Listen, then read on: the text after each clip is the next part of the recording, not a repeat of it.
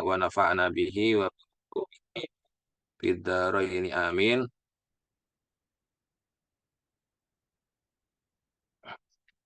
Saya bacakan nazamnya dulu ya sampai bait ke-17.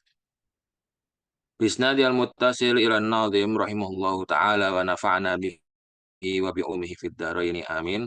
Qala bismillahirrahmanirrahim. Alhamdulillahi waliyil hamdi muwaffiqil khalqi likulli rushdi ala alladhi bihi alaina an'ama hamdan yaumul arda turran was-sama ثم الصلاة بعد ما قلنا به على النبي وآله وصحبه وبعد فالتأديب للصبيان من أول النشو أتم الشان وقد بذاك صرح الغزالي بحر العلوم صادق المقال وحث في إحياء علوم الدين على قيام الأهل بالبنين لأن تأديب الصبي في صغره زيادة لحظه في كبره ينال في ذاك الحدود الوافرة وراحة الدنيا وخير الآخرة فينبغي لكل جد وأب وقيم الحاكم تأديب الصبي لأنه أمانة عندهم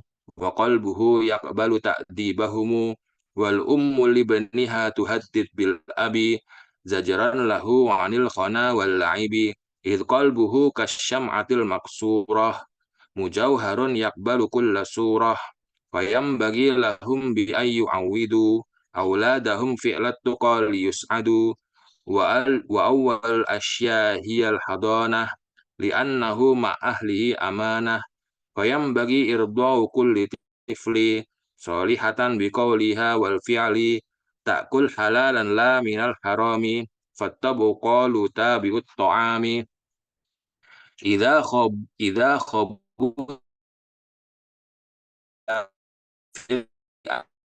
wala.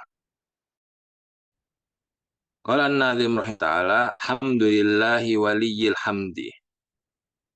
Jadi nazam ini dimulai dengan alhamdulillah sebagaimana para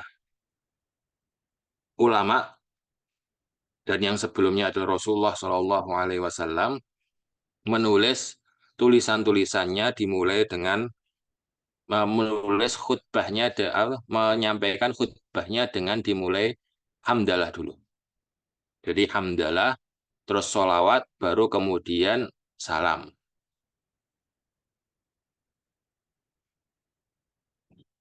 Alhamdulillahi waliyil hamdi. Jadi Allah itu adalah waliyul hamdi, yaitu zat yang berhak untuk mendapatkan pujian. Satu-satunya satu-satunya zat yang berhak mendapatkan pujian mutlak adalah Allah Subhanahu wa taala. Makanya alhamdulillahi waliyil hamdi.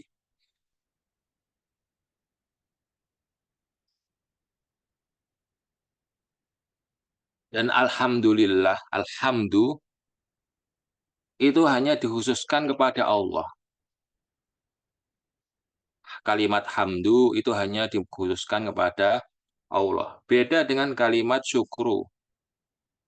Syukur itu nggak harus kepada Allah, bisa kepada makhluk. Contohnya ketika kita sudah dibantu oleh orang kan kita bilang syukron, terima kasih.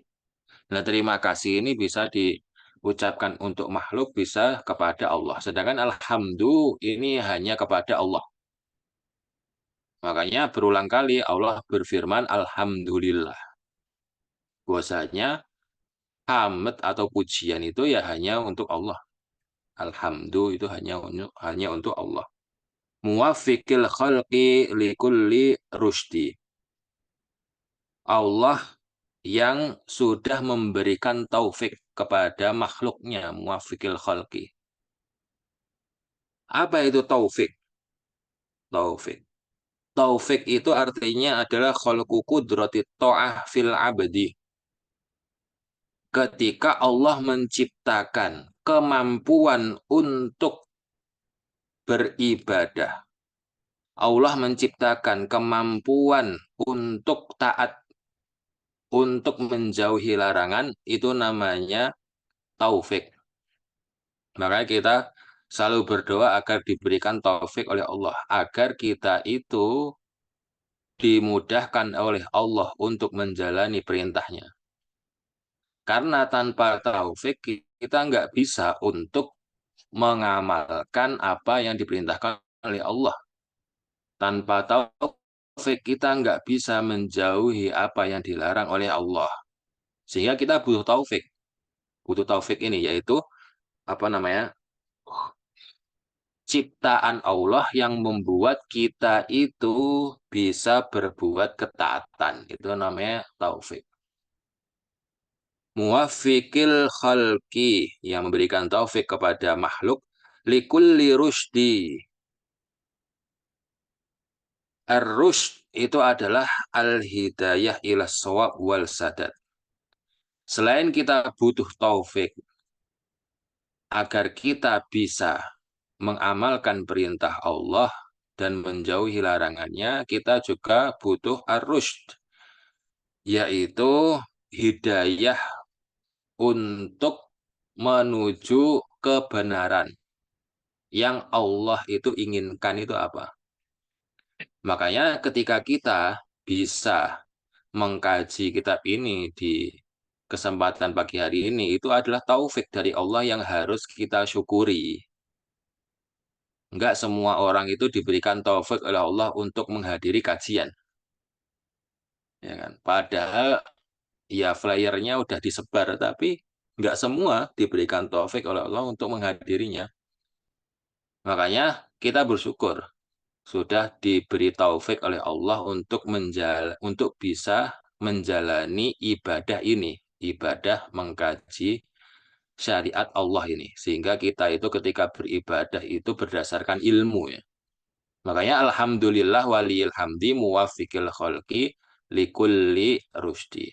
Alalladzi bihi alaina an'ama.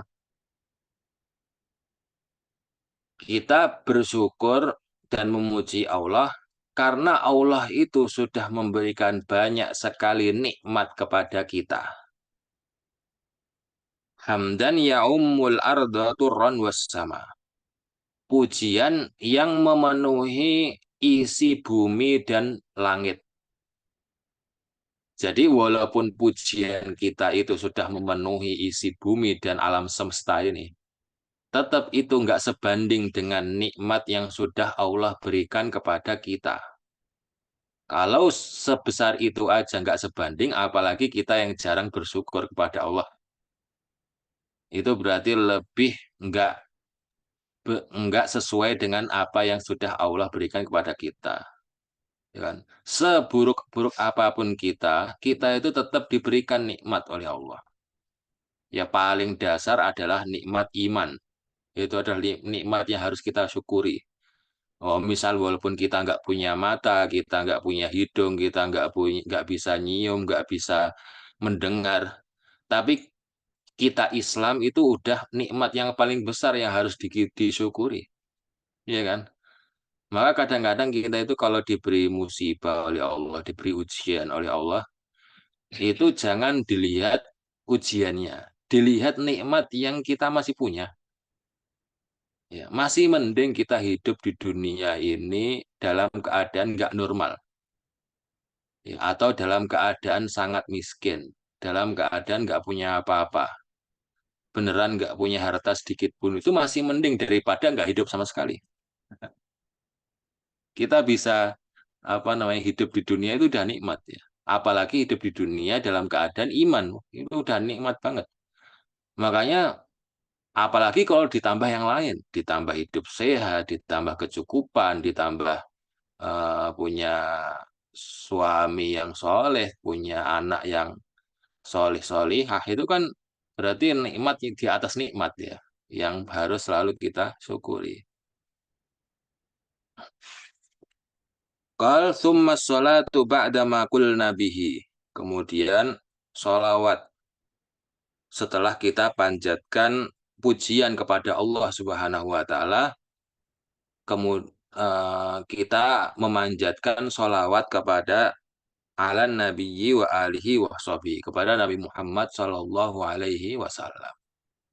Jadi runtutan ngomong itu kan gitu ya. Pertama itu dimulai dengan hamdalah. Kita puji dulu Allah, kemudian kita bersolawat, baru kita masuk ke pembahasan yang mau kita omongkan. Itu adalah adab berbicaranya seorang muslim. Terutama berbicara yang sifatnya itu penting ya. Ini kan berbicara masalah agama ya pasti penting. Maka dimulai dengan hamdalah, kemudian sholawat kepada Rasulullah. Apa artinya as-sholah itu? As-sholah. As-sholatu atau sholawat itu maksudnya adalah as-sholawat itu tergantung siapa yang mengucapkan dan kepada siapa dia diucapkan. Kalau Allah itu, kalau yang bersholawat itu Allah untuk makhluknya, artinya Allah itu merahmati makhluk tersebut. Kalau Allah bersolawat kepada makhluknya, berarti Allah merahmati makhluk tersebut. Kalau yang bersolawat itu adalah malaikat, ya, yang ditujukan kepada manusia, artinya malaikat itu memintakan ampunan kepada Allah untuk manusia tersebut. Itu solawatnya malaikat. Jadi solawatnya malaikat itu maksudnya permintaan ampunan kepada Allah untuk manusia yang dia ingin solawati itu. Sedangkan solawatnya kita kepada Rasulullah Shallallahu Alaihi Wasallam artinya adalah doa kebaikan, doa seluruh kebaikan. Itu namanya solawat kita kepada Rasulullah SAW. Jadi kalau kita bersolawat kepada Rasulullah SAW, itu artinya kita sedang mendoakan segala bentuk kebaikan untuk Rasulullah Shallallahu Alaihi Wasallam. Jadi harus tahu arti sholawat. Jangan sampai nggak tahu sholawat setiap hari tapi nggak tahu itu arti sholawat itu apa.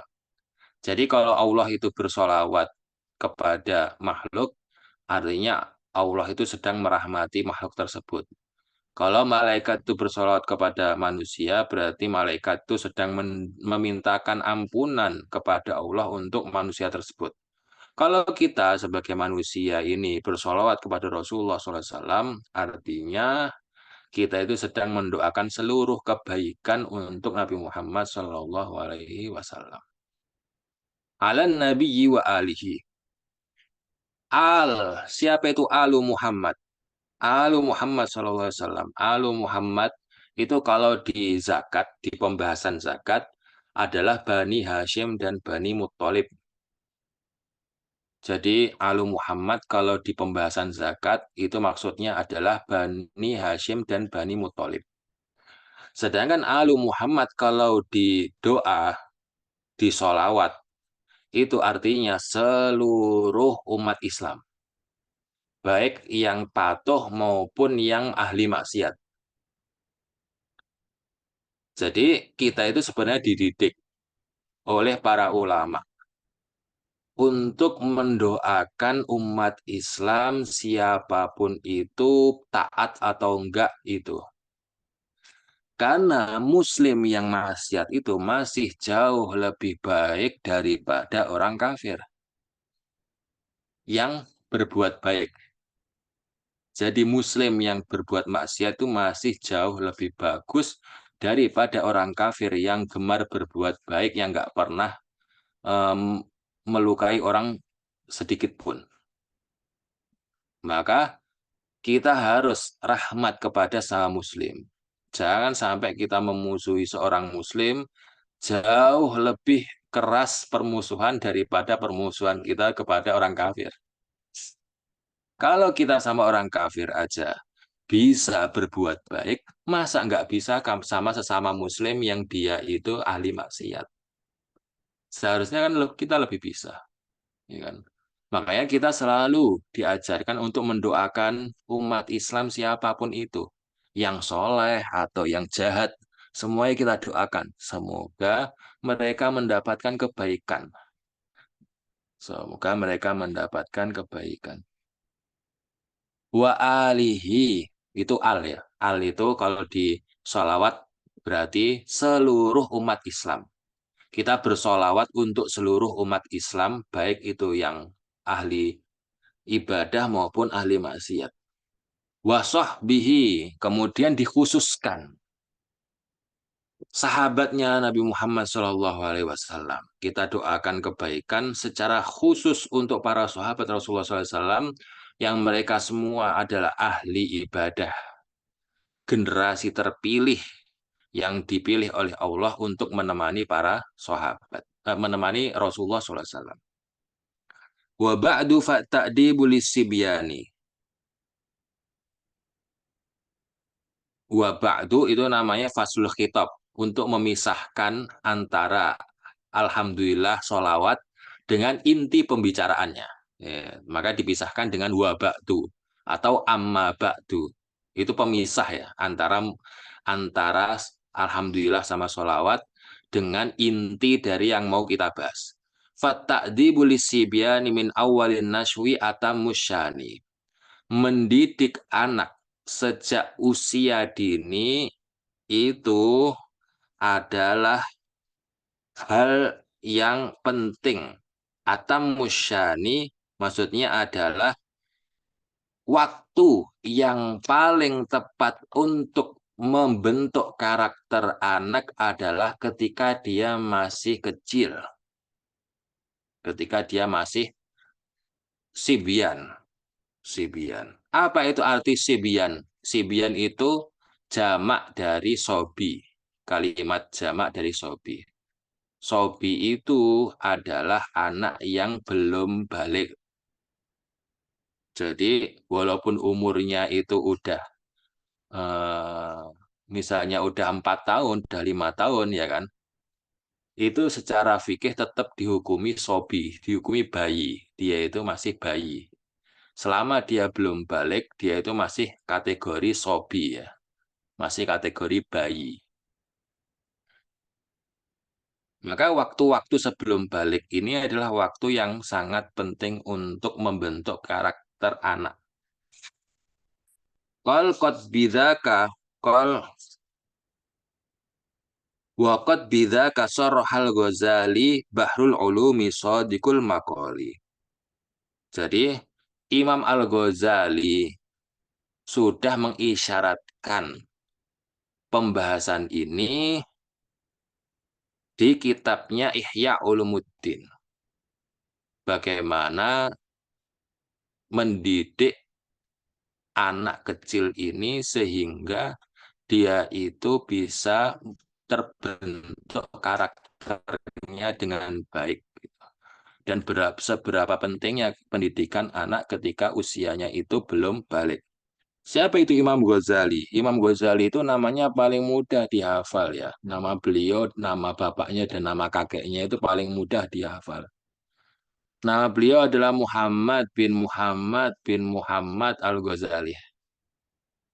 Jadi nama beliau adalah Muhammad, nama bapak beliau adalah Muhammad, nama kakek beliau adalah Muhammad. Paling mudah ngapalin namanya Imam Ghazali, Muhammad bin Muhammad Al-Ghazali. Kunyahnya siapa? Abu Hamid. Makanya sering disebut Abu Hamid Al-Ghazali. Namanya adalah Muhammad bin Muhammad bin Muhammad. Beliau ulama besar di mazhab Syafi'iyah.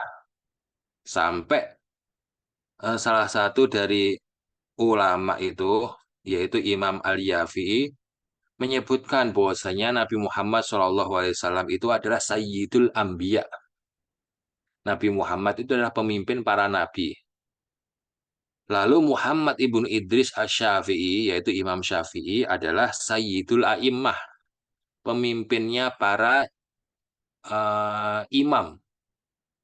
Pemimpinnya para imam Islam itu siapa? Imam Syafi'i. Kemudian Muhammad ibnu Muhammad Al-Ghazali, Sayyidul Musannifin. Beliau mensifati Imam Ghazali sebagai pemimpinnya pengarang kitab. Karena Imam Ghazali itu Masya Allah ya. Di dalam fikih itu, karangannya itu jadi rujukan fikih Syafi'i ya, di madhab Syafi'i.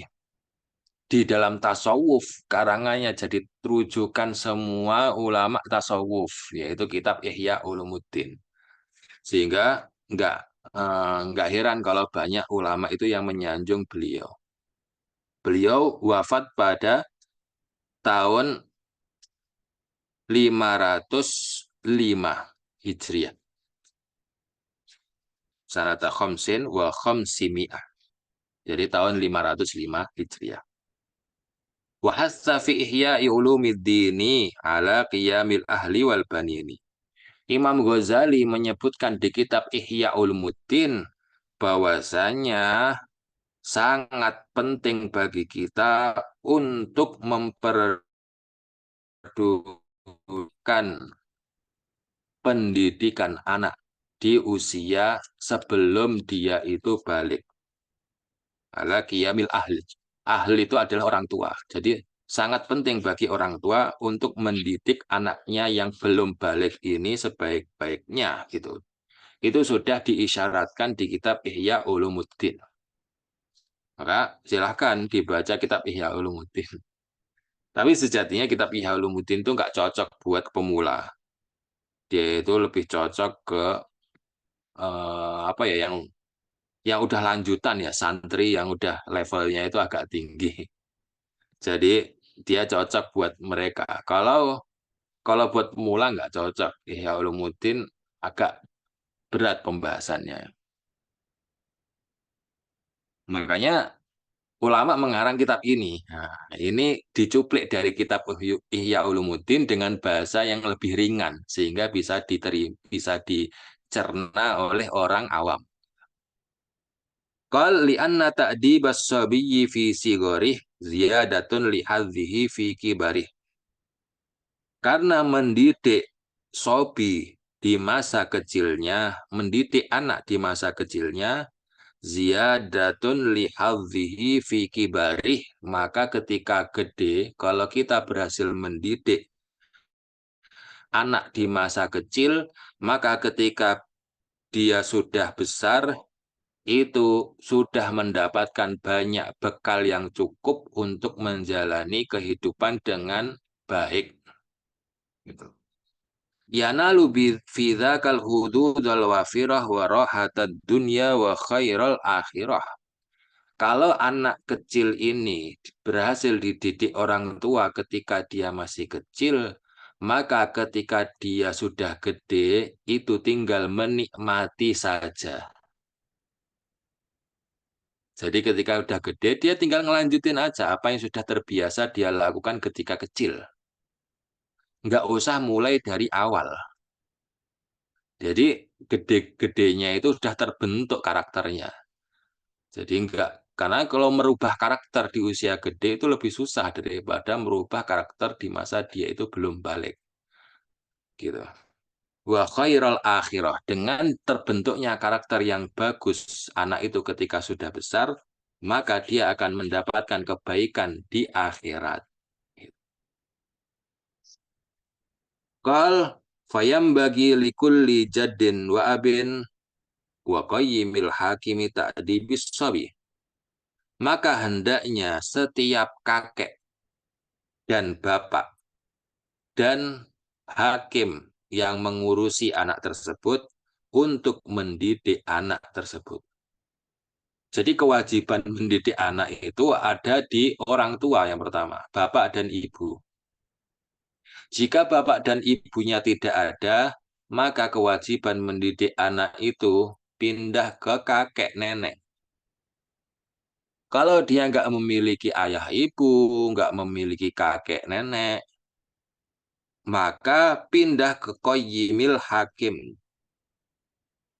Qayyimi al-Hakim, yaitu hakim yang memutuskan siapa yang menjadi wali dari anak tersebut. Gitu. Misal dia dipondokkan ya, berarti walinya jadi kiai ya. Wali anaknya kan jadi kiai. Kalau misalnya dia nggak memiliki keluarga satupun. Kalau dia memiliki keluarga, tapi nggak dari bapak dan ibunya dan kakek dan neneknya, misal pamannya ya berarti walinya jadi paman ya karena nggak ada orang selain dia. Jadi yang punya kewajiban mendidik eh, anak adalah mereka. Yang pertama adalah bapak dan ibu. Kalau nggak ada, berarti kakek dan nenek. Jadi kakek dan nenek ini lepas kewajibannya kalau bapak dan ibunya masih ada. Karena biasanya di pendidikan yang paling bagus itu ya dari bapak dan ibu. Kakek dan nenek itu biasanya nggak terlalu keras dalam mendidik, ya. Jadi dia ada di level setelah bapak dan ibu. Wa qayyimil hakim ta'ati bisawi li'annahu amanatun indahum wa qalbuhu yaqbalu ta'dibahum. Kenapa kok mereka harus mendidik anak kecil? Karena dia adalah amanah. Anak itu adalah amanat. Jadi dia harus diperdulikan seperti kita itu sedang merawat barang orang. Ya kan? Kalau kita itu dititipi oleh seseorang, ya kan? Atau kita itu dipinjemi mobil sama seorang, ya pasti kita kalau mengendarai mobil kan harus hati-hati, ya kan? Jangan sampai tergores, ya kan? Karena ini harus dijaga, ini amanah di pundak kita gitu. Kalau kita diberikan jabatan kan kita kerjakan dengan maksimal. Nah, ini anak ini adalah titipan dari Allah untuk kita sebagai amanah yang harus kita jalankan. Jadi dia titipan, bukan milik kita, dia dititipkan aja. Sebagaimana badan kita itu juga amanah dari Allah, maka anak kita juga amanah dari Allah. Maka nggak boleh kita itu menyia-nyiakan anak tanpa dididik. Itu namanya tidak amanah, tidak menjalankan amanat yang diberikan dari Allah kepada kita. Wa qalbuhu yakbalu ta'dibahumu. Dan hatinya anak itu menerima pendidikan dari bapak dan ibunya. Jadi memang Allah itu menciptakan hati anak kita itu mau dididik sama bapak dan ibunya. Beda kalau yang nyuruh itu selain bapak dan ibu. Dia belum tentu patuh gitu. Yang pertama dia patuhi pasti bapak dan ibu. Kalau bapak ibunya itu masih ada, dia nggak akan patuh sama yang lain. Gitu. Karena ada bapak dan ibunya. Itu udah diciptakan oleh Allah hatinya itu kayak gitu, anak kecil itu, anak bayi itu. Yang pertama dia lihat adalah bapak dan ibunya, bagaimana bapak ibunya itu ngomong, bapak ibunya itu ketawa, bapak ibunya itu melakukan sesuatu itu direkam sama bayinya. Kita sadar atau nggak sadar, kita itu ngajarin atau enggak, dia direkam sama anak kita gitu loh. Maka yang paling mempengaruhi apa namanya tabiat anak itu ada orang tua. Mungkin ketika kita itu nggak sadar, kita melakukan sesuatu yang jelek, terus dikopi sama anak kita ketika bayi. Sehingga ketika dia agak gede nakal, salah siapa? Salah orang tua. Kenapa kok menyalin sifat buruk ke bayi? Bayi itu walaupun dia nggak bisa ngomong, dia itu ngerekam segala sesuatu loh. Jadi dia itu walaupun kelihatannya itu cuma rebahan aja ya si bayi ini. Ngomong nggak bisa ya kan, makan nggak bisa, tapi dia itu merekam segala yang dia lihat. Termasuk apa yang dikerjakan orang tuanya. Maka ketika dia bisa ngomong, dia akan niru omongan orang tuanya atau omongan orang yang di sekitarnya. Makanya penting sekali untuk mendidik si bayi ini sejak usia dini. Jangan sampai dia itu salah merekam kejadian sehingga menjadikan akhlaknya itu buruk. Makanya ini waqalbu yakbalu ta'dibahu. Hatinya itu dimudahkan Allah untuk merekam atau menerima apa yang diajarkan oleh bapak dan ibunya. Wal ummu libniha tuhaddidu bil abi zajran lahu anil khona wal la'ibi. Jadi di dalam rumah tangga itu kita harus bagi tugas. Yang sering berkomunikasi, sering berinteraksi sama anak itu adalah ibu. Jangan bapak. Jangan sampai bapak itu lebih sering interaksi ke anak daripada ibunya. Ibunya itu harus memiliki porsi yang sangat besar. dalam kehidupan anaknya. Kenapa? Wal ummu li bniha tuhadidu bil abi zajran lahu anil khona wal laibi. Agar kalau ibunya itu nyerah bisa ngoper ke bapaknya. Contohnya gini, kalau anaknya itu susah diatur, ya kan? Karena dia jarang berinteraksi sama bapaknya. Jadi bapaknya itu memiliki wibawa yang lebih tinggi daripada ibunya. Ibunya kan sering ketemu sama anaknya, sering diomelin dan sebagainya. Kok nggak mempan sama ibu, maka nanti ditakut-takuti dengan bapak. Nanti tak laporin bapak loh ya gitu. Kalau nggak mau makan nanti tak bilangin bapak gitu. Makanya bapak itu nggak boleh dia itu sering ngurusin anak. Karena kalau bapak sering ngurusi anak, nanti nggak ada powernya. Bapak sama ibu sama sama aja. Ngapain dilaporin ke bapak? Bapak juga sama kayak ibu gitu. Jadi nggak ada takut-takutnya. Makanya yang paling sering nemeni anak harus si ibu. Baru nanti kalau nyerah dilaporin ke bapak. Ya padahal bapaknya nggak ngapa-ngapain, cuma nggak boleh gitu. Kan takut ya. Jadi harus bagi tugas. Jadi pendidikan siang dan malam itu sama ibu.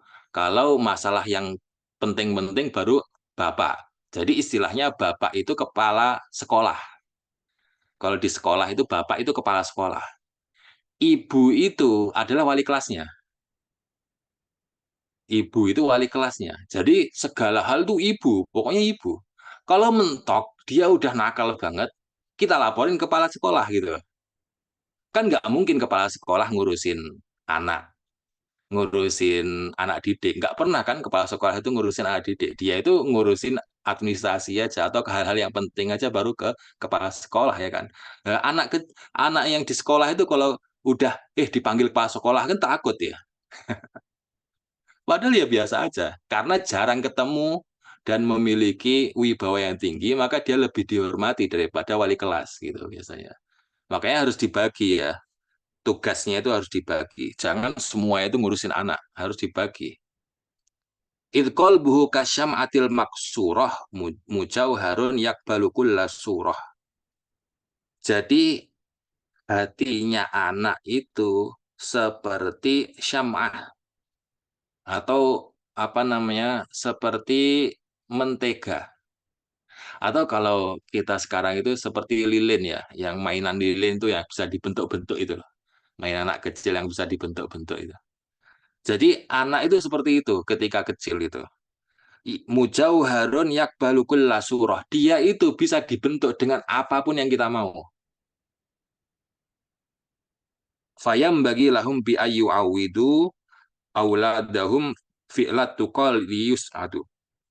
Maka hendaknya orang tua itu membiasakan perbuatan baik ke anaknya sejak dia itu bayi. Jadi walaupun dia itu nggak mukallaf, dia anak itu kan nggak wajib sholat, iya kan?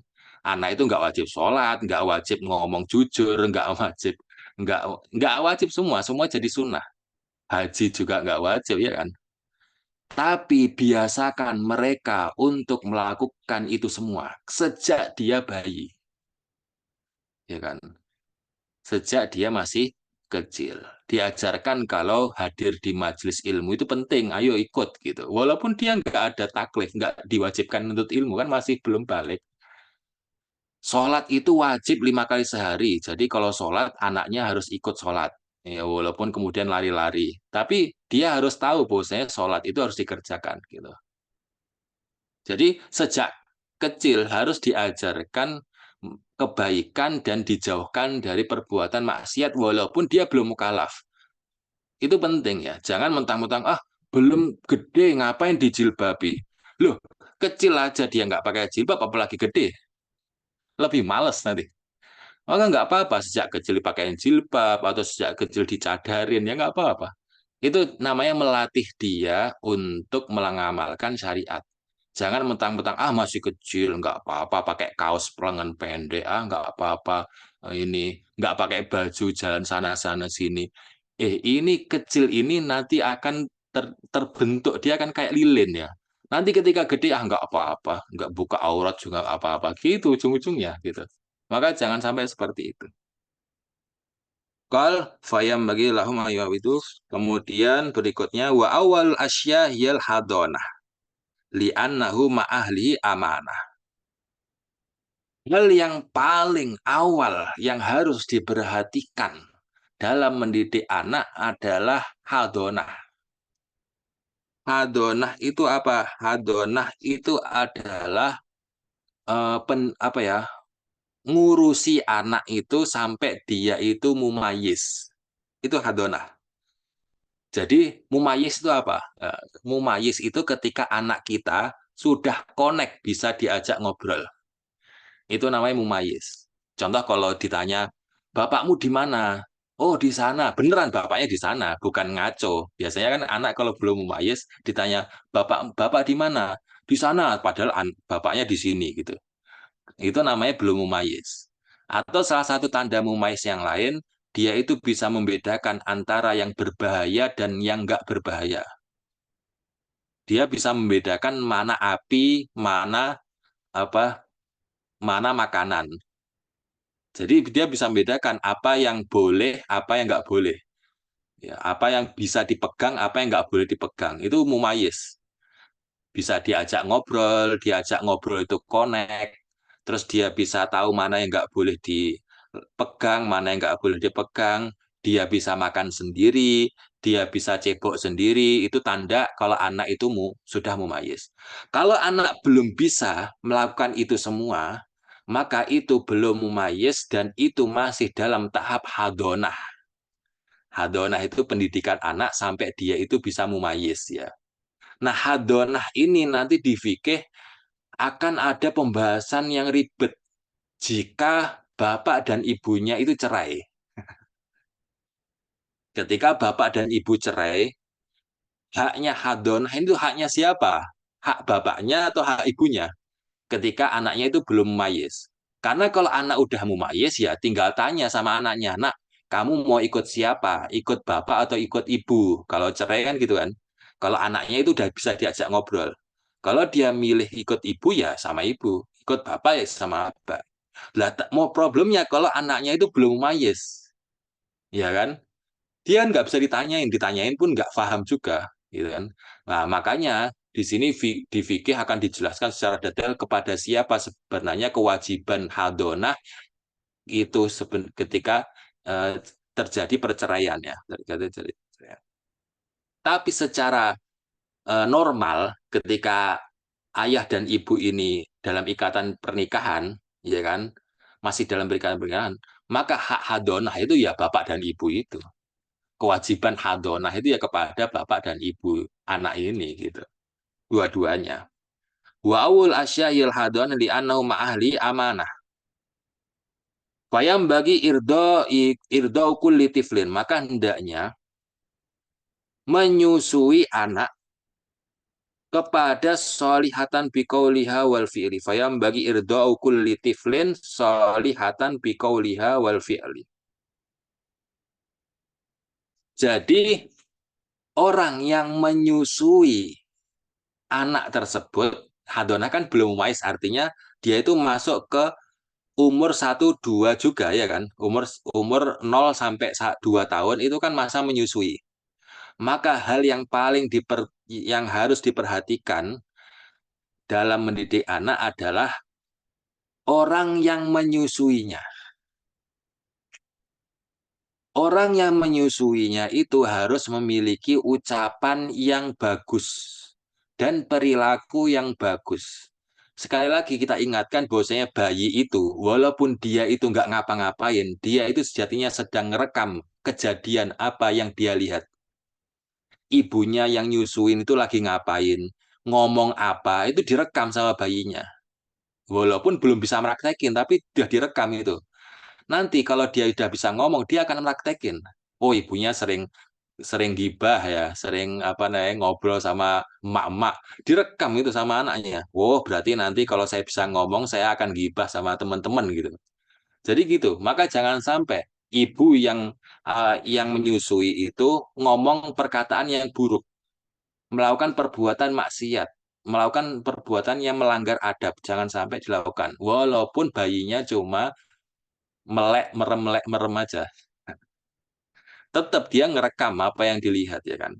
Makanya solihatan biqauliha wal fi'li. Ibu yang menyusui itu omongannya harus bagus, perbuatannya juga harus bagus. Jangan mentang-mentang bayi udah ngomong jelek pun nggak ketahuan, dia nggak paham juga. Direkam itu sama bayinya gitu. Takul halalan la minal harami. Ibu yang menyusui ini harus makan dan minum sesuatu semua hal yang halal. Jangan sampai ibunya makan sesuatu yang haram. Karena ketika dia makan sesuatu yang haram, makanan itu akan berubah menjadi susu, susunya menjadi susu yang haram, kemudian susunya diminum sama bayinya, bayinya makan hal dari hal yang haram, dari susu yang haram itu, susu yang haram itu membentuk tulang dan dagingnya. Ingat ya, air ASI itu air yang sangat penting bagi pertumbuhan anak. Dia itu air ASI itu air yang membentuk daging dan tulangnya si anak. Jadi daging tulang anak itu terbentuk dari ASI ibu. Maka jangan sampai ASINya itu dari makanan yang haram. Kalau dari makanan yang haram, maka anak itu akan susah untuk melakukan ibadah. Karena badannya itu isinya hal haram, tumbuh dengan hal yang haram. Ya kan? Makanya makanan yang perlu diperhatikan adalah makanan ibunya. Lah, bayinya nggak makan kecuali ASINya. Berarti kan yang harus makan yang halal adalah ibunya. Ibunya harus benar-benar yakin yang dia makan itu dari hal yang halal. Jangan sampai bapaknya korupsi, beli makanan dimakan sama ibunya, ibunya nyusui, udah anaknya jadi gampang jadi suka korupsi nanti. Bapaknya apa namanya hasil judi online ya kan, atau bapaknya itu hasil taruhan, habis riba dan lain sebagainya, atau hasil nipu orang. Akhirnya makanan yang dibeli oleh ibu adalah makanan yang haram. Dampaknya apa? Anaknya nanti jadi susah untuk ibadah. Lebih condong ke anak nakal nanti kalau udah gede. Padahal kita udah didik baik-baik kok tetap nakal ya kan? Mungkin karena makanan kita dulu haram ketika nyusui bayinya. Maka hati-hati ya. Takul halalan la minal harami fattabu qolu tabiut tu'ami. Jadi kata ulama, tabiat kita itu akan mengikuti makanan yang kita makan. Kalau kita itu makan makanan yang halal, maka kebiasaan kita akan menjadi kebiasaan yang baik. Kita jadi mudah beribadah, mudah menjauhi maksiat. Tapi kalau makanan yang kita makan itu haram, maka tabiat kita jadi buruk, omongannya jadi buruk. Walaupun kita nggak belajar hal yang buruk, tapi tiba-tiba gitu aja. Ya karena kita itu tumbuh dari makanan yang haram. Maka bagi bapak, bagi ibu khususnya, ketika dalam masa nyusui, dia harus makan yang halal saja. Mending nggak makan daripada makan yang haram. Kasihan anaknya. Kasihan anaknya. Dan bagi bapak, hendaknya untuk selektif dalam mencari nafkah. Pastikan nafkah yang dikasihkan ke ibu yang sedang menyusui itu 100% halal. Tanya kepada ulama, boleh enggak jual beli ini? Boleh enggak dagang ini? Boleh enggak kita itu kerja ini? Biar gajinya itu halal. Sehingga ketika dimakan oleh ibu, jadi ASI yang bagus, ASI yang halal. Diminum sama bayi, jadi terbentuk apa namanya akhlak yang bagus dari bayi tersebut. Idza khabus radauhu mala ila fi'lil khabithi akhiran wa awwala. Jika menyusuinya itu idza khabusa radauhu. Jika air susu ibunya itu dari makanan ibu yang haram, maka mala ila fi'lil khabithi akhiran wa awwala. Bayinya itu akan melakukan perbuatan buruk sejak kecil sampai gede. Maka ini waktu-waktu krusial ya, waktu-waktu menyusui itu, karena dia sangat penting. Nah, apa makanannya itu membentuk tubuh dia, membentuk. membentuk tulang dan daging dia. Beda kalau udah gede ya, udah gede ini ya tulang ya gini. Makanya ketika udah gede ini, kalau dia itu tubuh kecilnya itu terbentuk dari yang halal, dia kalau makan yang haram, ya nanti akan keluar ketika kita itu taubat, hilang dia. Ya, tapi kalau anak nggak bisa, kan dia tumbuh dengan makanan itu. Kita kan nggak tumbuh dengan makanannya, kita udah gede, udah mentok nih, pertumbuhannya udah mentok. Kita itu makan banyak bukan jadi tulang sama ini jadinya apa? Jadi lemak ya, jadi lemak ya. Makanya sangat penting ya makanan ketika masih kecil. Sampai sini aja pembahasan kita di pagi hari ini. Ah, Alhamdulillah. Ada wassallallahu sayyidina Muhammadin wa alihi wasallam. Jazakumullah khairan katsiran. Assalamualaikum warahmatullahi wabarakatuh. Waalaikumsalam warahmatullahi wabarakatuh. Insyaallah jazakallahu khairan Ustaz atas materinya. Alhamdulillah tadi kita sudah mendengarkan materi dari Ustaz, terutama tentang pendidikan anak yang mungkin yang boleh saya kutip sedikit ya tentang bagaimana anak kalau di usia dini ternyata mereka mudah dibentuk ya. Jadi diusahakan bagi kita para orang tua jika ingin membentuk anak menjadi yang lebih baik ya di usia dewasanya, maka pendidikan usia dini benar-benar sangat penting. Nah, baik kalau begitu kita masuk ke tanya jawab ya. Sebenarnya kita masih ada ini temanya belum selesai ya. Jadi jika nanti masih ingin mengikuti tema ini sampai 6 kali pertemuan hingga Desember nanti, jadi jangan lupa untuk tidak meninggalkan grup kajian terlebih dahulu. Karena nanti bulan depan akan dilanjutkan lagi di pembahasan selanjutnya. Baik, masuk ke tema selanjutnya yaitu tanya jawab ya. Bagi peserta yang ingin menanyakan hal-hal terkait kajian ataupun mungkin di luar kajian, boleh sekali jika raise hand atau menulis di kolom chat. Nanti saya akan bacakannya dan akan dijawab oleh Ustadz. Baik, pertanyaan pertama Ustadz, ini terkait masih tentang pendidikan tadi. Bagaimana tentang orang tua yang merasa gagal mendidik anak? Contoh sudah kasep gitu mungkin ya, merasa udah kasep gitu. Karena sudah dewasa mungkin anaknya, jadi gagal dulu mendidiknya ketika kecil. Nah, seperti kasus mungkin ini ada tambahnya, seperti kasus santriwati yang dinikahi tanpa izin orang tua. Ini yang sedang viral itu. Lalu orang tuanya jadi merasa gagal mendidik dan takut memondokkan anaknya. Itu bagaimana, Ustadz? Baik, boleh dijawab terlebih dahulu, Ustaz.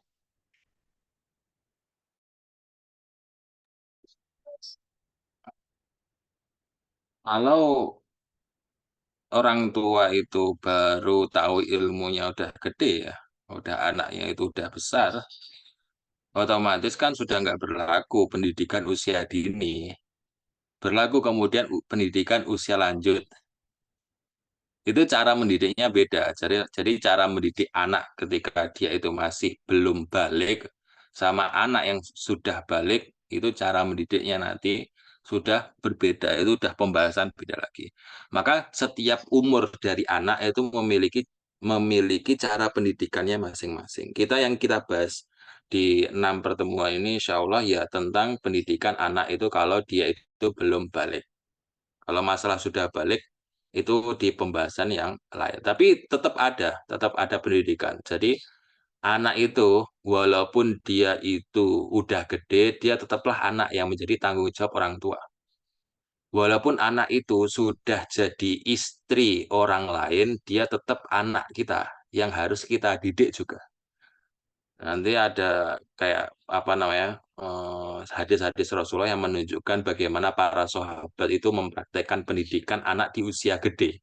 Bahkan di saat dia itu sudah jadi istri orang. Itu tetap dididik sama bapak dan ibunya. Walaupun nggak seintens ketika dia masih kecil ya. Masih kecil. Nah, nggak bisa lepas tangan. Orang tua tetap orang tua. Dan anak itu tetap anak. Makanya nggak ada istilah mantan anak yang nggak ada. nggak ada. Jadi senakal apapun anak ya dia tetap anak. Beda sama istri, suami ada, mantan suami ada, mantan istri ada, tapi mantan anak nggak ada ya kan.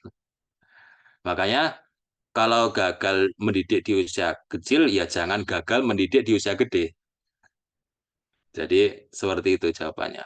Terus masalah mondok ya, khususnya mondok. Kita itu kalau mondokin anak, yang dilihat jangan dilihat pondoknya, jangan dilihat fasilitasnya, jangan dilihat alumninya, jangan. Jangan dilihat lulusannya, jangan dilihat bangunannya, jangan dilihat lokasinya di mana. Yang dilihat adalah kiainya. Karena di dalam pelajaran kepondokan kita tahu bahwasanya pondok itu maksudnya adalah ada kiai, ya kan? Terus datanglah santri ngaji ke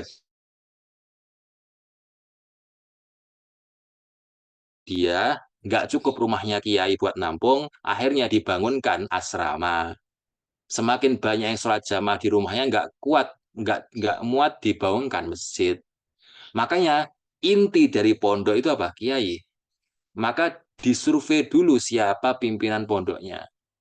Ya, dia kiainya itu gimana? Apalagi kalau pondok udah tua, yang kiainya memang sangat berjasa sama Islam, sama negara kita, jadi pahlawan Indonesia, itu udah yakin pondoknya pasti aman. Ya, pondoknya itu pasti bagus untuk mendidik. Tapi kalau misalnya dia itu masih baru, itu perlu dilihat itu track recordnya dulu. Jadi kajiannya itu bagaimana, ini bagaimana cocok nggak dia itu jadi kiai dari anak kita gitu. Apalagi pondok-pondok yang kecil-kecil, yang baru-baru itu. Jadi lihat betul-betul kiainya. Sarana itu nggak penting, fasilitas itu nggak penting. Inti dari kiai. Kalau kiainya salah, kiainya itu aneh, nyeleneh ya, seperti yang viral berhari-hari ini ya kan itu ya jelas semua ustadznya pun jadi aneh juga. Kalau kiainya aneh, asatidnya aneh, santrinya lebih aneh lagi. Makanya dalam memilih pondok dilihat kiainya aja cukup dah. Kalau kiainya oke, itu fasilitas dan sebagainya itu insya Allah bisa menyesuaikan gitu. Semoga bisa menjawab ya. Syukran. Ya, Alhamdulillah. Insya Allah sangat menjawab, Ustaz. Baik, lanjut pertanyaan selanjutnya, yaitu Ustadz bagaimana dari ini ya Bu Nani Yunita, Ustadz bagaimana rizki yang kita dapatkan dari bekerja di perusahaan rokok di mana rokok hukumnya makruh. Terima kasih dengan pencerahannya Ustadz. Beliau jawab. Ya, rokok ini ya khilaf ya di ulama itu ada yang memakruhkan, ada yang mengharamkan. Maka ya kalau dia itu bisa mendapatkan pekerjaan selain itu, maka sangat direkomendasikan untuk mencari pekerjaan yang lain. Tapi kalau nggak ada ya, yang penting hatinya berusaha untuk mencari dulu. Kadang-kadang kita itu terlalu saklek ya, misal, haram, kamu harus resign. Masanya setelah resign itu dia harus kerja kemana, itu nggak ada bayangan juga. Makanya kata guru-guru kami, kalau misalnya kita sudah terlanjur kerja di tempat yang kurang bagus ya, yang hasilnya itu ulama juga berbeda pendapat, itu halal atau haram ya kan, maka minimal dia mikir, kalau saya resign, saya harus ngapain nih bisnisnya. Atau mulai dirintis kecil-kecil, sambil kalau nanti bisnisnya udah oke, resign gitu. Gitu. Jadi cari bisnis yang lain atau cari pekerjaan yang lain yang lebih aman secara syariat ya. Karena ini kan kita itu nyari nafkah, ya tujuannya agar anak kita itu bisa tumbuh dengan baik ya kan. Kita sengsara pun nggak apa-apa kan, image-nya orang tua kan gitu. Maka nyari nafkah kan intinya untuk mendidik anak buat baik. Percuma kita punya uang banyak tapi dari hal yang haram, terus anak kita akhirnya terdidik dengan apa tumbuh dari makanan yang haram, walhasil gagal kita mendidik ya. Mending makannya dikit ya kan, nggak punya apa-apa, tapi halal semua ya kan. Tapi kan nggak semua orang kuat juga iman kayak gitu.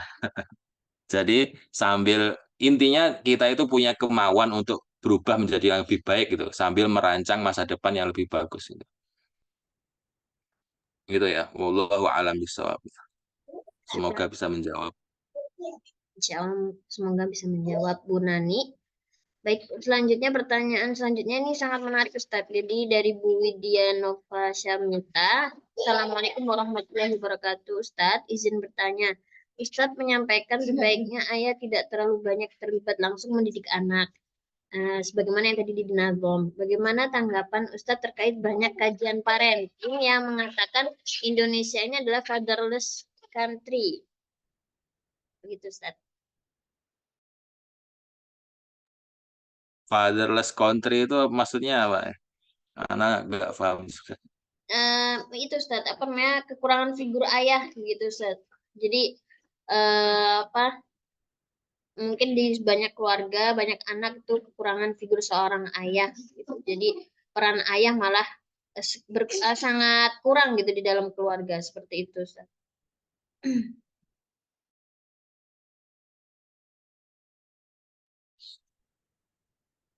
Jadi sebenarnya peran ayah itu lebih ke peran belakang, bukan peran depan. Jadi kan kalau gini kan konsep menafkahi itu kan ada di pundak ayah. Konsep untuk merawat anak ini di pundak ibu. Kenapa? Karena kalau ayah itu mencari nafkah, otomatis kan dia harus sering keluar rumah. Nggak bisa konsentrasi untuk ngurusin anak yang ke sana kemari, ya kan? Lebih intens pasti si ibu daripada si ayah. Sebagai konsekuensi si ayahnya nyari duit. Otomatis tugas ayah itu adalah support belakang, bukan support depan.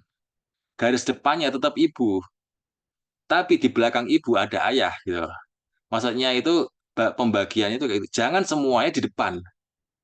Semuanya mau di depan, semuanya mau terjun langsung ke anak. Ini problem. Nanti anak itu nggak punya hal yang dia segani. Ya karena 24 jam sama ayah sama ibunya. Nggak ada sosok yang dia segani. Ya kan? Dua-duanya sama-sama nyebelin ayah dan ibunya. Jadi nggak ada yang disebut. Makanya harus dibagi. Ayah itu tetap punya figur dia walaupun dia nggak langsung ke anak. Jadi figur belakang dia. Jadi dia tanya ibunya, Bu, gimana anak kita? Jadi dia mantau dari belakang. Nanti butuh apa gitu.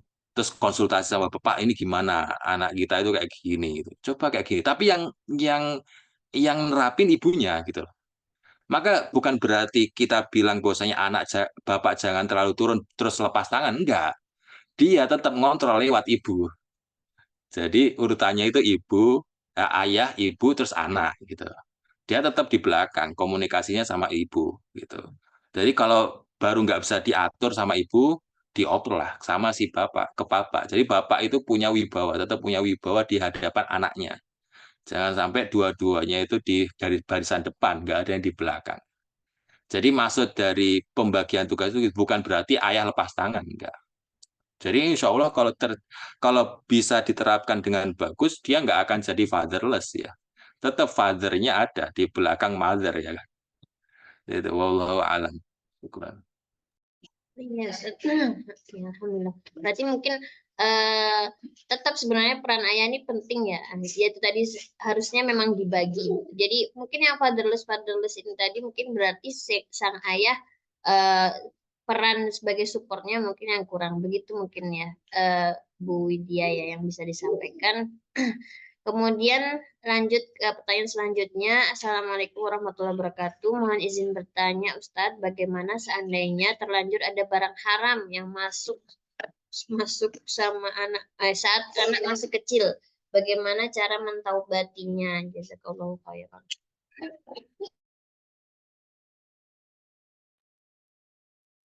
Kalau anak ini sudah terlanjur makan makanan yang haram atau menyusu dari susu ibu yang haram, itu ya apa namanya, nggak bisa, nggak ada cara untuk menghilangkannya karena dia udah menjadi daging dan darah ya, menjadi tulang. Makanya di sini karena dia itu sudah terlanjur memakan makanan yang haram, tugas orang tua selanjutnya adalah ya berusaha untuk mendidiknya lebih baik lagi. Berusaha untuk meminimalisir perbuatan buruk yang timbul dari daging dan tulang dia dari makan haram. Jadi tugas orang tua ini tinggal meminimalisir aja perbuatan buruknya. Karena dia udah jadi apa namanya tulang dan daging ya dari makan haram. Makanya ya nggak ada solusinya. Kita belum menemukan pendapat bagaimana ulama itu menyikapi anak yang sudah terlanjur makan makanan yang haram. Makanya ini sangat penting sejak kecil diketahui. Sebab bahkan sejak orang tua itu mau menikah itu harus tahu ilmunya dulu. Ya, kalau udah punya anak udah gede udah terlanjur ya dia tinggal meminimalisir aja kemungkinan buruk yang akan terjadi dari anak. Tapi dia udah punya wawasan nih, bahwasanya oh anak saya ini terlanjur dulu waktu kecil dikasih makan sesuatu yang nggak bener nih. Ya berarti dia udah punya bayangan nih anak ini ada kemungkinan untuk berbuat maksiat lebih besar daripada anak-anak yang lain. Maka cara mendidiknya harus lebih hati-hati lagi kalau udah gede. Jadi gitu aja cara menyikapi anak yang sudah terlanjur besar dengan makanan yang kurang bagus itu. Kalau dari segi orang tuanya ya taubat.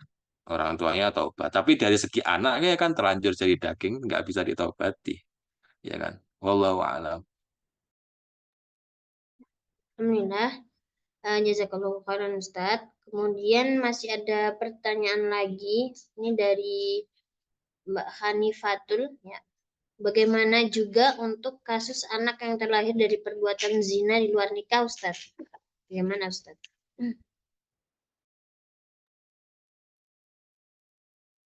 Kalau anak itu terlahir dari perbuatan zina, itu sebenarnya tergantung orang tuanya.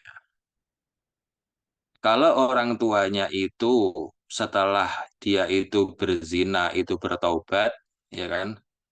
Maka ya sudah, anak itu ya anak, tetaplah anak. Dia tetap suci. Lahir itu dalam keadaan suci.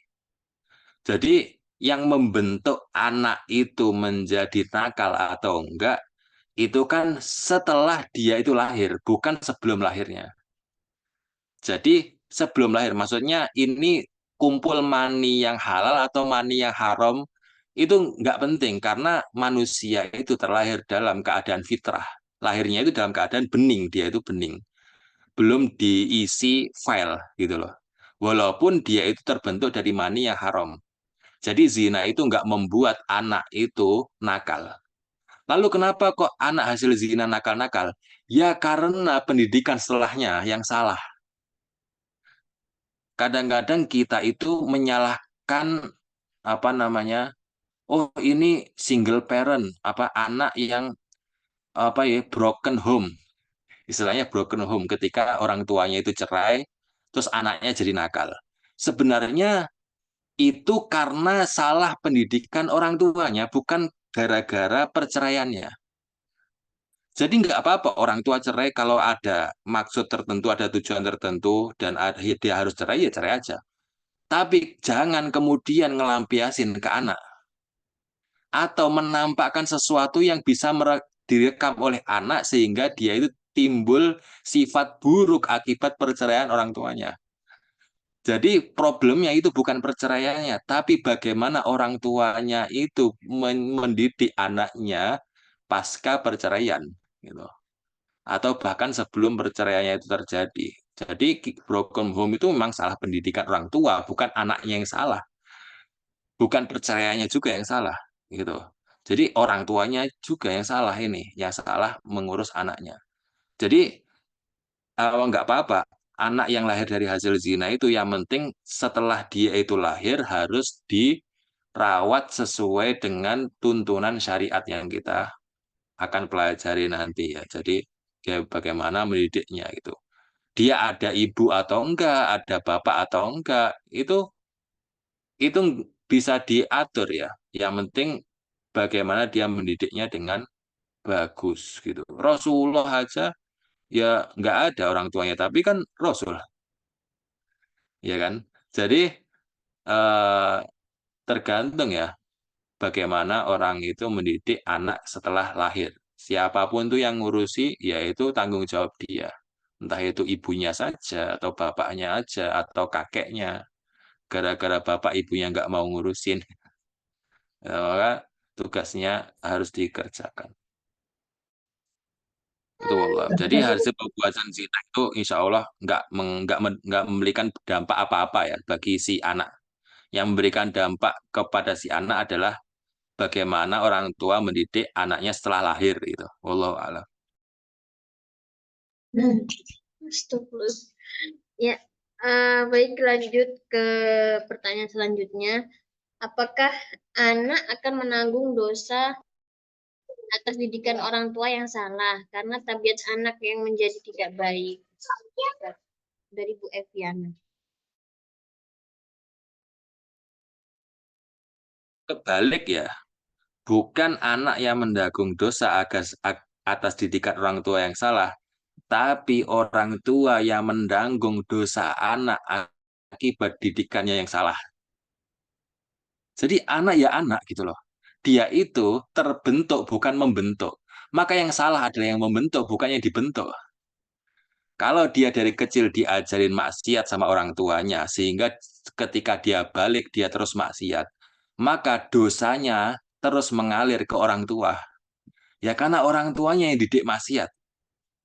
Makanya kan amal orang tua ini apa apa namanya Ibnu Adam itu kalau meninggal itu kan semua amalnya terputus kecuali kan tiga hal.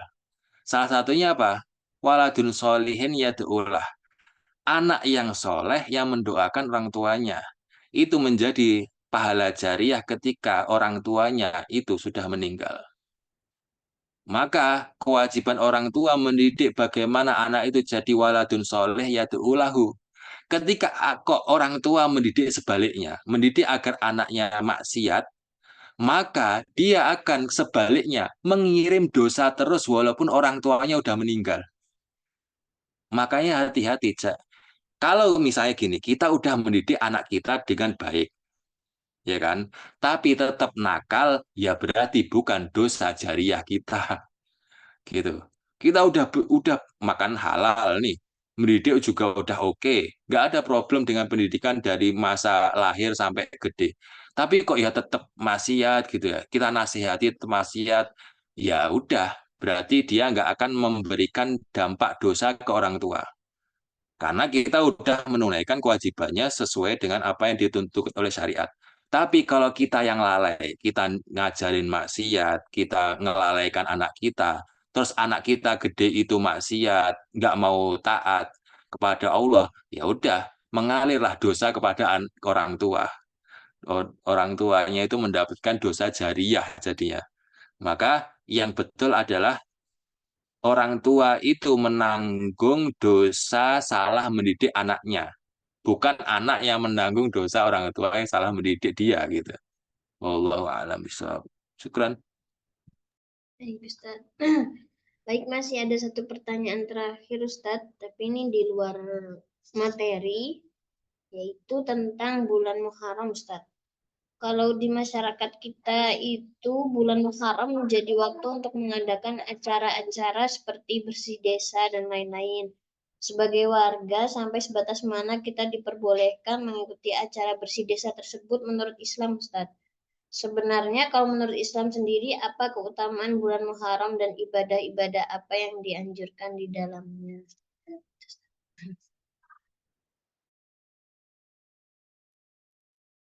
Jadi acara bersih-bersih itu sebenarnya ada landasan syariatnya, bahwasanya imatatul adza anitoriki sodakoh, membersihkan sesuatu yang membuat kita itu nggak nyaman.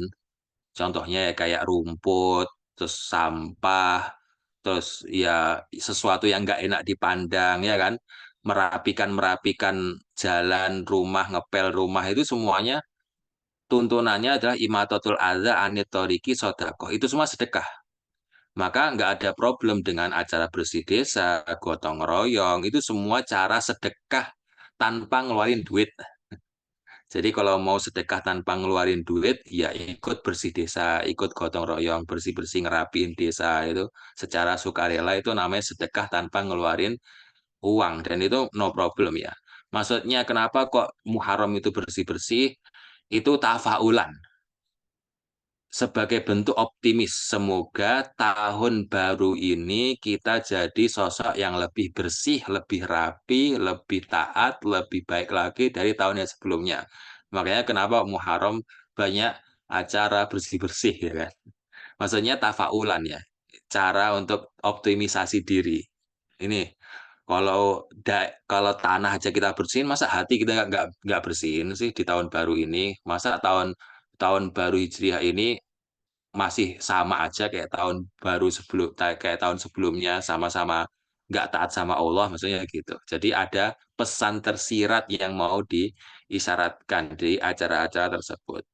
Jadi sebenarnya bulan Muharram itu salah satu dari bulan haram yang empat. Jadi bulan Muharram yang empat itu, bulan haram yang empat itu adalah Dzulqa'dah, Dzulhijjah, Muharram, dan Sofar, dan Rojab. Ada empat ya. Dzulqa'dah, Dzulhijjah, Muharram, sama Rojab. 3 bulan ini berturut-turut, yaitu Dzulqa'dah, Dzulhijjah, sama Muharram, ini berentet ya. Sekarang kita di Muharram, jadi bulan haram yang ketiga. Sedangkan 1 bulan Muharram ini nyempil sendiri, ya, yaitu di bulan Rajab. Ini dia di antara bulan Sya'ban sama bulan Jumadil Akhir. Itu 1 bulan haram yang nggak bareng sama temennya. Nah, keistimewaan bulan haram ini adalah ibadah yang kita kerjakan di bulan haram itu pahalanya lebih banyak daripada kita itu beribadah di bulan yang lain. Kita itu kalau puasa Senin di bulan Muharram itu pahalanya lebih gede daripada kita puasa Senin di bulan Rabiul Awal. Karena bulan Rabiul Awal itu bukan bulan haram, sedangkan bulan Muharram ini bulan yang haram. Itu jadi pahala ditingkatkan. Sebaliknya, dosa yang dikerjakan di bulan haram itu dosanya berlipat ganda. Kalau kita itu berbohong di bulan Muharram, itu dosanya lebih besar daripada kita berbohong di bulan Jumadal Ula. Dosa kita berbohong di bulan Muharram itu lebih besar dosanya daripada dosa berbohong di bulan Syawal. Makanya jangan sampai kita melakukan dosa di bulan-bulan haram ini. Termasuk di sini bulan Muharram dan kita dianjurkan memperbanyak ibadah di bulan-bulan haram lebih daripada ibadah di bulan-bulan yang lain termasuk di sini bulan Muharram. Makanya di sini kita perlu menghapus image bahwasanya bulan Muharram itu bulan sial. Ini yang diyakini orang Jawa ya, bahwasanya Muharram itu adalah bulan sial. Gimana kok dia bulan sial loh, bulan haram yang kalau kita itu ibadah itu pahalanya lebih besar kok disebut bulan sial. Makanya nggak apa-apa mengadakan walimah nikah ketika bulan Muharram. Silahkan. Ya, jangan jadi syariat itu menghukumi adat, bukan adat yang menghukumi syariat. Orang walimah, kalau walimah itu isinya apa sih? Ibadah ya kan? Ngajak orang makan. Terus ada akad pernikahan. Itu kan ibadah-ibadah ditambah ibadah. Loh kok nggak boleh dikerjakan di Muharram kan aneh. Padahal kalau dikerjakan di Muharram pahalanya berlipat ganda. Ketika kita ingin menjauhi zina dengan menikah di bulan Muharram kan menjauhi zina kan pahala, ya kan? Kalau berzina di Muharram kan dosanya lebih gede.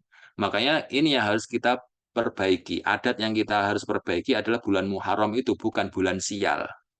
Dia adalah bulan bulan keberkahan, bulan haram yang ibadah itu pahala ditingkatkan.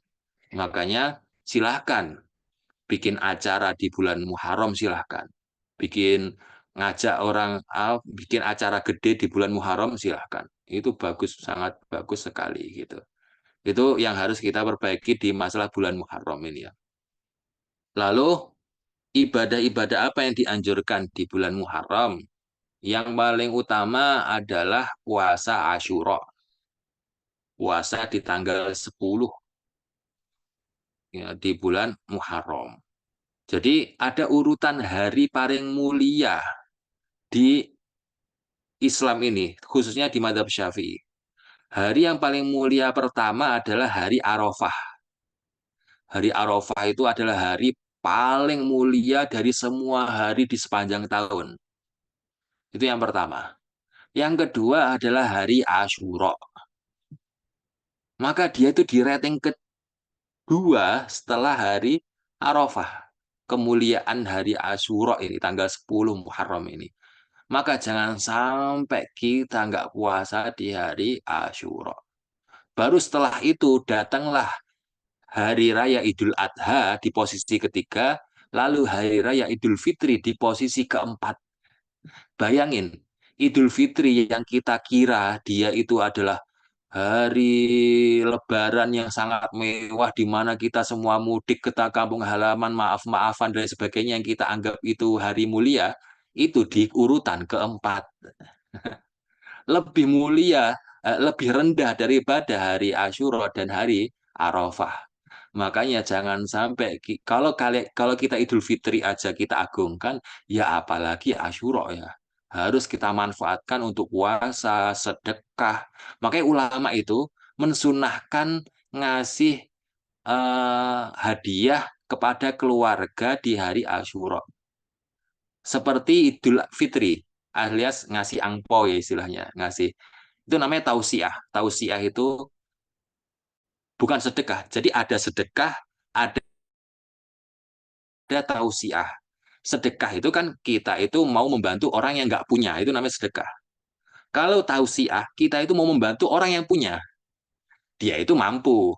Tapi kalau kita kasih duit ya lebih longgar lagi ya, lebih PW lagi. Kalau kita kasih hadiah lagi ya kan, kita kasih uang gitu kan, itu asalnya udah mampu, itu namanya tausiah. Nah, tausiah itu disunahkan di hari-hari mulia itu, hari Arafah, hari Asyura, hari Idul Adha dan hari Idul Fitri. Ya kasih anak itu, kasih apa namanya, sangu gitu kan. Itu sangat disunahkan. Itu memperbanyak sedekah ya, memperbanyak sedekah, hadiah, tausiah itu di hari Asyura itu. Lalu kemudian ada syariat puasa tanggal 9. Namanya kita sebut sebagai puasa Tasu'a. Karena di akhir hayatnya Rasulullah, Rasulullah mendapati bahwasanya orang-orang Yahudi itu juga memuliakan tanggal 10 Muharram. Lalu beliau memiliki keinginan kuat bahwasanya kalau saya diberi umur panjang, saya akan puasa di tanggal 9. Tapi qadarullah Rasulullah meninggal terlebih dahulu sebelum melakukan puasa tanggal 9. Maka tugas kita untuk melaksanakan puasa tanggal 9 ini yang Rasulullah belum sempat kerjakan. Maka disunahkan untuk puasa tanggal 9, puasa Tasu'a, dan puasa Asyura, yaitu puasa di tanggal 10. Fadilahnya apa? Di dalam hadis disebutkan dia akan menghapus dosa 1 tahun sebelumnya. Makanya jangan sampai ditinggalkan. Dan puasa Asyura itu dulu puasa yang wajib. Jadi dulu puasa yang wajib itu puasa Asyura.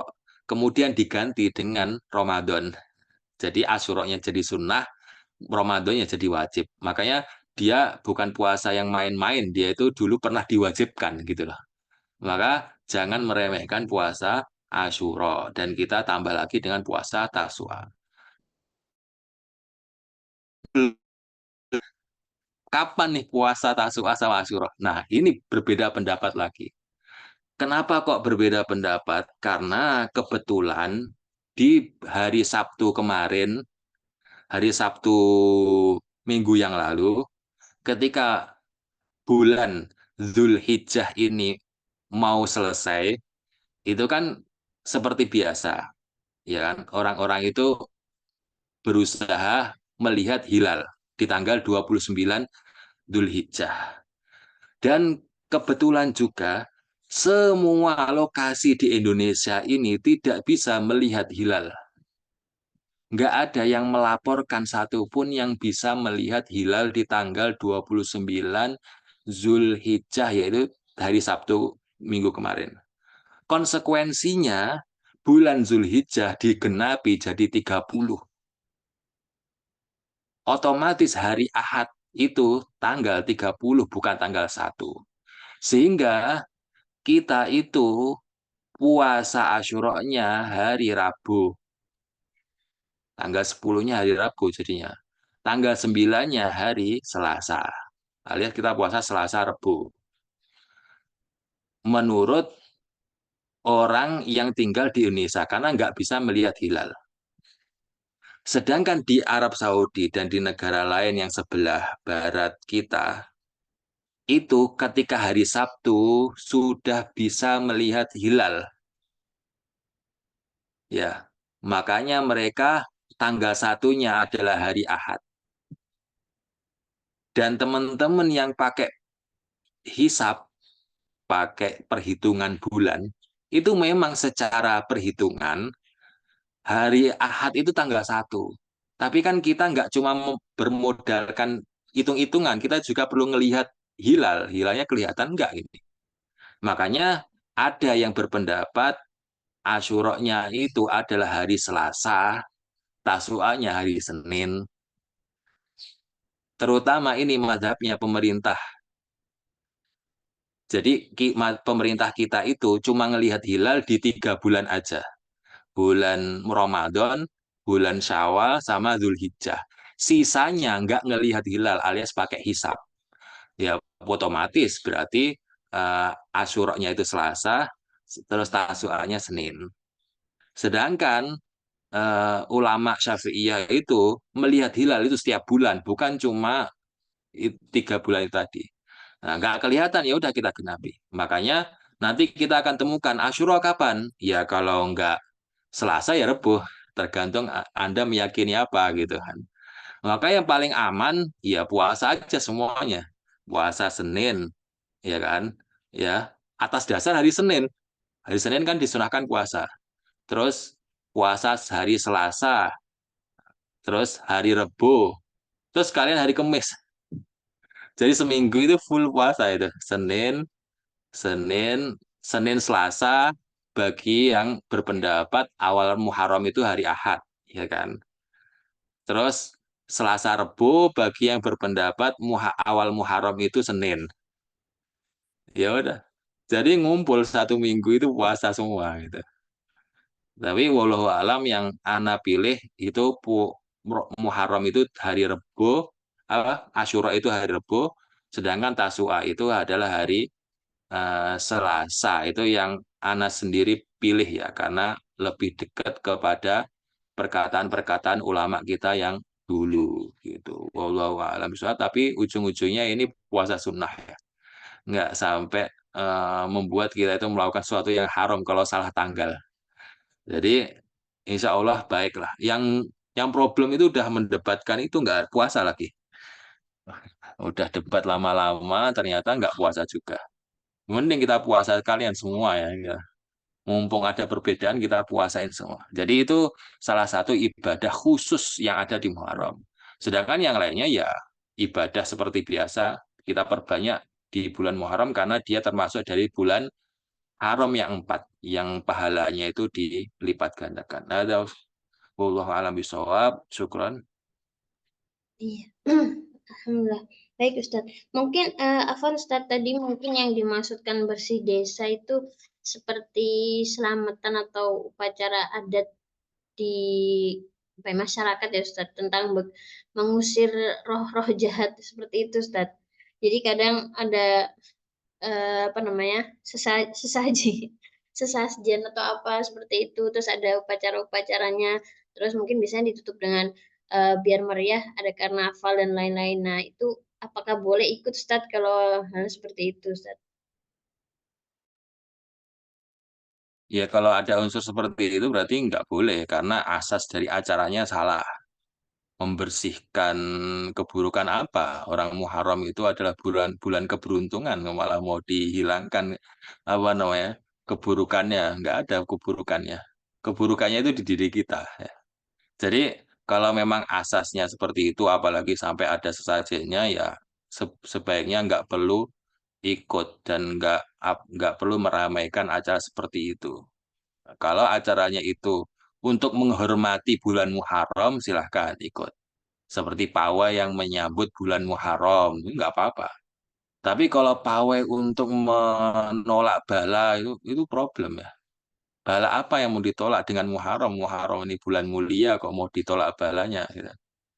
Seharusnya sebaliknya kita bangga dan bahagia karena masuk bulan haram yang itu Muharram. Wallahu a'lam bishawab.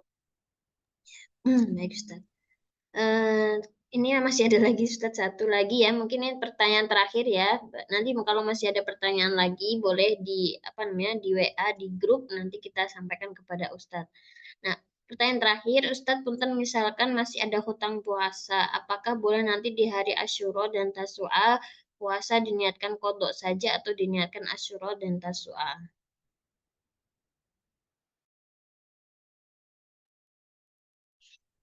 Yang paling bagus pasti diniatkan puasa Asyura dan Tasu'a kalau kita ngomong paling bagus ya. Karena kalau mau kodok di Asyura dan Tasu'a itu namanya dia pelit.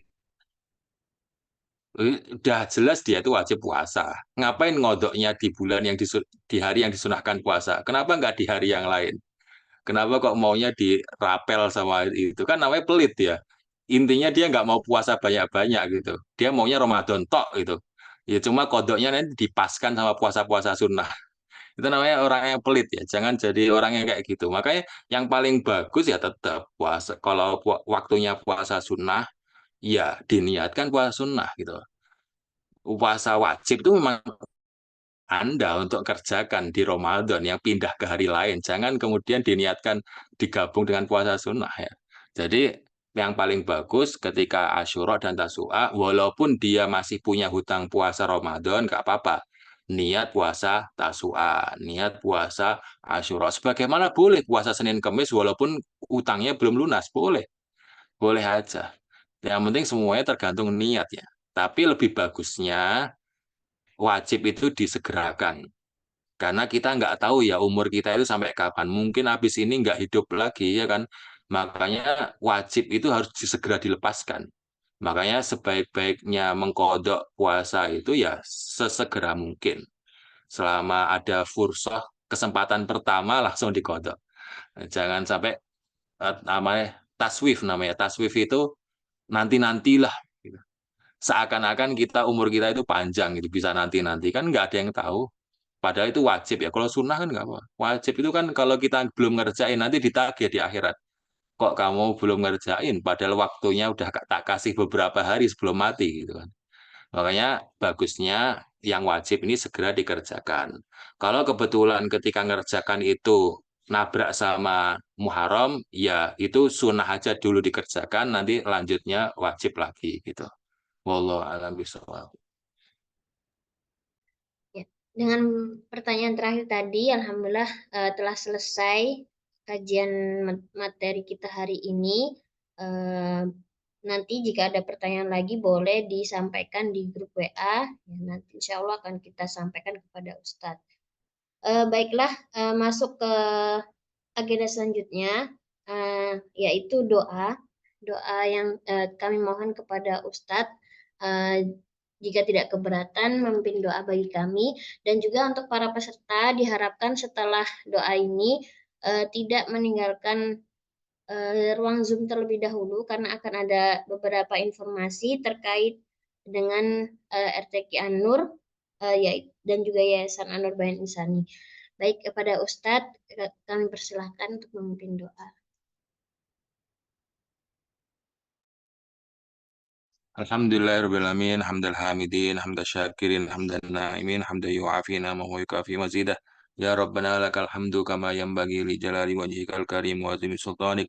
Allahumma salli wa sallim wa barik wa zid wa an'im ala sayyidina wa rasulina wa syafi'ina Muhammad wa ala alihi wa ali baitihi wa ashabihi wa man tabi'ahum bi ihsani ila yaumiddin. Allahumma fir lana dunubana wa liwalidayna warhamhuma kama rabbawna shighara wa li jami'il muslimin wal muslimat wal mu'minina wal mu'minat al ahya'i minhum wal amwat. Allahumma faqihna fid din wa alimna ta'wil. Allahumma faqih ahlana fid din wa alimhum ta'wil.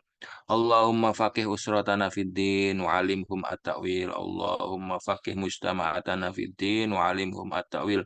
Allahumma inna nas'aluka al-firdausal a'la minal jannah wa na'udzubika min sakhatika wa 'adzabika wan nar. Allahumma taqabbal minna salatana wa qiyamana wa ruku'ana wa sujudana wa takhashu'ana wa tadarru'ana wa tamim taksirana ya Allah ya rabbal alamin. Allahumma arzuqna ilman nafi'an wa amalan mutaqabbalan. Allahumma anji ikhwanana al-mustad'afina fi Palestin. Allahumma anji ikhwanana al-mustad'afina fi Sudan. Allahumma anji ikhwanana al-mustad'afina fi kulli makan. Allahumma ansurhum ala aduwika wa aduwihim ya qawi ya aziz. Allahumma alaika bidawlati Israel. Allahumma alaika biman awanahum ajma'in ya qawi ya aziz. Rabbana atina fid dunya hasanah wa fil akhirati hasanah wa qina adzabannar. Subhana rabbika rabbil izzati amma yasifun wa salamun alal mursalin walhamdulillahi rabbil alamin. Jazakallahu khairan Ustadz atas materinya. Semoga bulan depan kita masih bisa bersua kembali untuk bisa menimba ilmu kepada Ustadz. Semoga ilmu yang telah disampaikan bisa menjadi barokah dan juga petunjuk serta taufik bagi kita semua untuk bisa mengamalkannya di kehidupan sehari-hari kita. Jazakallahu khairan Ustadz. Baik, lanjut. Kemudian kita masuk ke ada beberapa info terkait dengan Yayasan An-Nur Bayan Insani, yaitu kami dari Yayasan An-Nur Bayan Insani membuka pendaftaran yaitu Rumah Quran Anak, dan insya Allah ini launching perdananya yaitu Rumah Quran Anak Al-Fat yang terletak di yang terletak di Kelurahan Lawang ya. Di Kelurahan Lawang di Jalan Panglima Sudirman, Gang Jagung, nomor 144A. Di Rumah Quran Anak ini, Al-Fat, kami sedang membuka pendaftaran baru untuk peserta didiknya, yaitu dengan syarat Muslim dan Muslimah usia 6-13 tahun, kemudian Ananda sudah mandiri dan siap mengikuti kelas pembelajaran.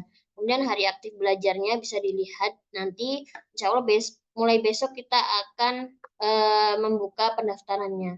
Kemudian ini ada rincian biayanya, dan kemudian apa saja sih yang kita ya ajarkan atau yang kita adakan kegiatannya di dalam Rumah Quran Anak ini, yaitu satu kelas berisi 5-6 anak, insya Allah bisa lebih intensif dalam pembelajaran Al-Qurannya, walaupun hanya dua hari dalam sepekan. Kemudian ada tahsin pra-Quran dan tahsin Quran. Jadi ada yang pra-Quran yang sebelum masuk Quran dan juga ada tahsin Quran dengan menggunakan metode utrujah, yaitu metode poster dan juga metode stimulan-stimulan huruf dan juga hukum-hukum tajwidnya. Kemudian ada menghafal Al-Quran dengan metode talaki ya, yang berulang-ulang dengan beberapa target tertentu dalam waktu 1 semester ya, yaitu 5-6 bulan. Ya, jadi ini pembelajarannya lebih panjang ya daripada yang dewasa, yaitu sampai 6 bulan atau 5-6 bulan.